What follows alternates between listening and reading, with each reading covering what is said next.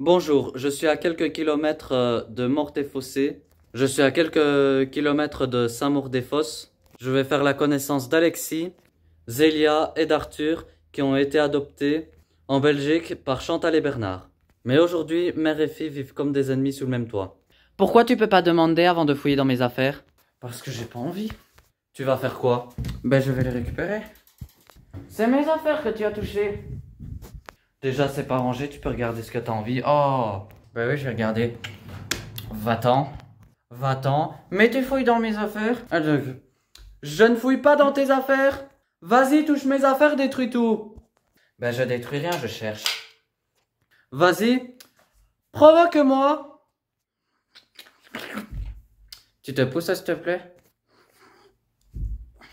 Ah, cassé. Merci, tu m'as fait mal au dos. Je t'ai fait mal. Oui, tu m'as fait mal au dos. Tu m'as fait mal au dos. Ben, crie. Oui, je crie. Comment ça me fait rush? Si tu savais. Dégage de là. Hé, tu vas pas me taper en plus. Pourquoi tu viens de fouiller dans mes affaires? Mais moi, je fouille pas dans tes affaires. Je fouille pas dans tes affaires. Dégage de là, putain. Et tu me parles pas comme ça.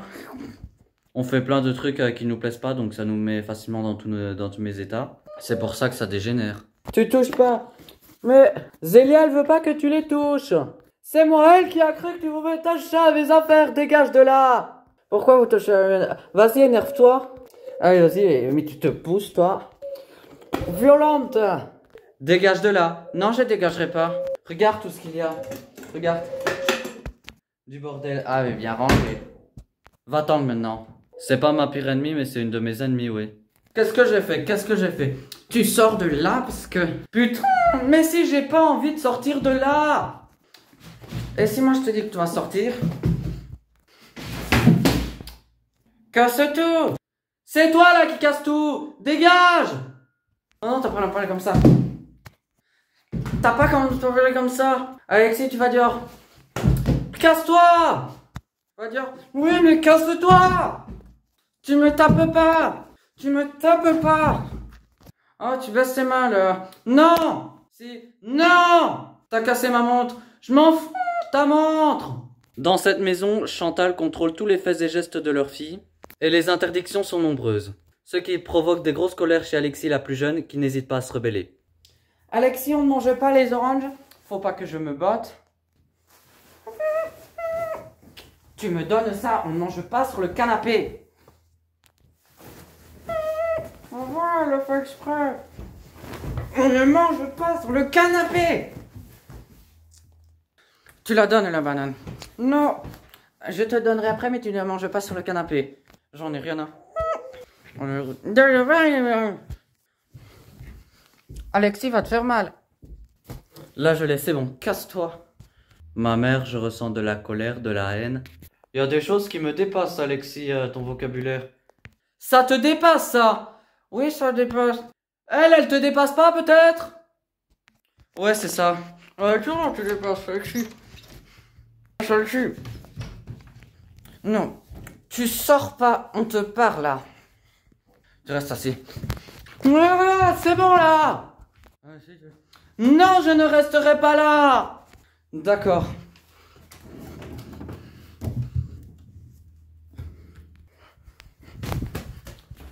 De toute manière, depuis le début, il y a un refus d'autorité, mais grave, hein, ça, tout le monde, tous les spécialistes qu'on a vus nous ont dit, elle refuse ton autorité. Où tu vas là? Je me casse d'ici. Comprends pas ou quoi? Chantal est vue comme une mauvaise mère aux yeux de ses filles adoptives, car très souvent la situation s'envenime et finissent par en venir aux mains. Qu'est-ce qu'elle a fait? Mais qu'est-ce que tu fais là? Aïe! Et c'est toujours toi là qui fais la victime et t'en as pas marre? T'en as pas marre de faire la victime? Tu mettrais te dire... Oui, t'es une... Et alors?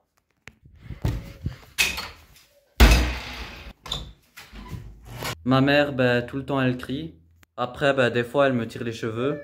Oui, je suis une... Répète-le encore un peu plus fort. Peut-être que ta mère, elle a... Toi. Mais moi, je n'ai pas conscience tranquille. Moi aussi, je suis... Bah, et ma mère non plus. Oui, alors, y a pas à s'insulter, c'est tout. Ça commence à bien faire de s'insulter. Chantal est devenue l'adversaire de ses deux filles. Une situation alarmante que Bernard ne contrôle plus et qui génère des tensions au sein de leur couple. T'as cru que t'allais rentrer, hein? T'as cru que t'allais rentrer dans ma chambre? Oui, je vais rentrer. Eh ben, sans déconner, elle est folle ou quoi? Et je rentre. Allez, vas-y, fouille. Oui, je vais fouiller. Fouille. Puisque je fais ça, je fouille, Étienne. Si. Alex, viens, on va fouiller dans sa chambre. Allez, vas-y, t'inquiète pas, je vais le faire.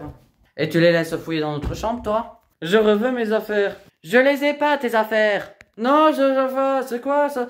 Ah, ça veut dire... Oh! T'as qu'à gueuler encore plus, là. Ah, la psy, elle voulait me faire payer, mais... Oui, mais moi, comme on leur dit, c'était la vie d'avant. Faut avancer, parce qu'il faut passer le sac à dos et avancer, parce que sinon, on s'enfonce, quoi. Et tu crois que tous les parents enfants qui adoptent, qui vivent en enfer, des enfants adoptés? De base, t'en voulais que 2. Pourquoi t'en as adopté 3? Si on n'aurait pas voulu 3, on n'aurait pas fait une sanction d'agrément. Parce qu'on voulait pas te laisser au bord de la route. Ouais, mais moi, je suis de trop, hein. On n'a jamais dit ça, tu t'y crois? Je n'ai jamais dit ça, et puis je suis fier de t'avoir. Vous aimez, c'est vous dire non. Et ça, c'est important. Attends, vous faites adopter des gosses pour leur faire vivre un enfer? C'est ça? Et pourquoi les enfants font vivre les enfants à nous? Mais c'est toi qui combats, c'est toi qui commence, nous on finit. Pour comprendre comment ce cauchemar a commencé, je vous invite à connaître l'histoire de cette famille. Chantal et Bernard sont mariés depuis plusieurs années. Le couple rêve de fonder une famille. Mais ce projet ne peut aboutir car l'un des deux ne peut pas faire d'enfants. Après des fécondations et une vie trop sans succès, Chantal et Bernard sont dans l'incapacité de fonder une famille. Disons que pour elle, l'échelle a été très dramatique. Pour moi aussi, mais je le gardais plus dans mon intérieur. Chantal et Bernard s'orientent vers l'adoption. Une lueur d'espoir pour ce couple. Après, on a monté le dossier d'agrément au conseil général pour 2 enfants. Quelques mois plus tard, ils sont contactés par l'organisme qui s'occupait de leur dossier pour adopter une fratrie de 3 enfants, orphelins. Arthur, 2 ans, Alexis, 7 ans et Zélia, 9 ans. Ils sont dans vos âges, bon. Bon, ben, il y en a 3, pourquoi pas. Je me voyais pas de prendre 2 enfants et laisser l'autre de côté. Je sais pas, je trouvais ça inhumain. On a su que la maman était morte. Et que le père, il était décédé, et il était en prison, c'est tout. Le dossier d'adoption du couple est accepté. Pour eux, c'est un rêve qui se réalise enfin. Après, ça s'est passé que samedi soir, ils nous ont appelés et ils nous ont dit que lundi matin, il faut être à Sainte-Marguerite à 8h. Et alors là, c'est timing vite et les valises et les machins. Parce que là, on allait vraiment pour adopter et là, on partait pour 2 mois. Après 2 mois passés à Sainte-Marguerite, la famille au complet vient s'installer à Rochefort. Mais peu à peu, Chantal se sent un peu dépassée par son rôle de maman qui s'avère très difficile pour elle. Son manque d'habitude et sa difficulté à communiquer et ses règles très strictes creusent un fossé entre elle et ses 2 filles adoptives. On devait faire des devoirs toute la journée. On était sur les cahiers toute la journée. On n'avait pas le droit de s'amuser. On allait chez l'orthophoniste, on allait chez ceci, on allait chez cela. Bref, on pouvait pas respirer. Donc, elle était sur notre dos pendant 1 an. Et c'est là que ça a commencé à s'empirer. En plus, Alexis et Zélia sont jaloux de la relation qu'elle entretient avec Arthur, leur petit frère, avec qui les échanges sont beaucoup plus affectueux. Aujourd'hui, Alexis et Zélia refusent toute autorité venant de leur mère adoptive. Il n'y a aucune complicité, aucune affection. Je les aime, mais c'est pas besoin de leur dire parce qu'ils me disent « Ouais, tu mens ». Quand je leur dis, je me prendrai tout. Alexis et Zélia se sentent exclus de la vie de leur mère.